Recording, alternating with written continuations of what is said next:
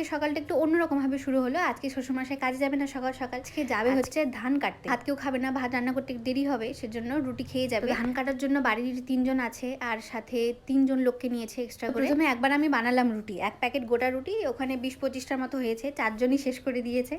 তারপরে আবার আমি রুটি মেখে আবার রুটি বানালাম। রুটি আমার শ্বশুরমশাইয়ের জন্য নিয়ে গেল আর আমাকে বললো রান্না বান্না করে রাখতে, এক সবজি ভাত করে রাখতে। রুটি বানানোও কিন্তু একটা আর্ট, মানে অনেকে আমি এখনো শুনি যে আমার মায়ের বয়সী অনেকে বলে যে আমি রুটি ভাজতে পারি না, রুটি আমার কাছে ফোলে না, আমি রুটি গোল করতে পারি না। আমি কিন্তু মোটামুটি এখন রুটি ভাজতেও পারি, রুটি গোলও করতে পারি মোটামুটি। তবে এই রুটি ভাজাটা কিন্তু আমি এমনি এমনি শিখে যাইনি, এটা আমি অনেক বকা খেয়ে খেয়ে শিখেছি আমার মায়ের কাছে। ওই বকা খেতে খেতে এখন বানাতে বানাতে নিজেরই একটা আইডিয়া হয়ে গেছে যে কতটা জল দিতে লাগবে, এবার কীভাবে বেলতে লাগবে, এখন আমি মোটামুটি। যাই হোক, এই যে আমার এখানে রান্না বান্না হয়ে গেছে, রান্নাঘরে এই অবস্থা করে রেখেছি আমি একা একা। তারপরে রান্না করে টিফিনে ভর্তি করে সবার জন্য দিয়ে দিলাম। তারপর বরমশাই গিয়ে ওদেরকে ভাত টাত সব দিয়ে আসলো। বাস আজকের মতো এটুকুই।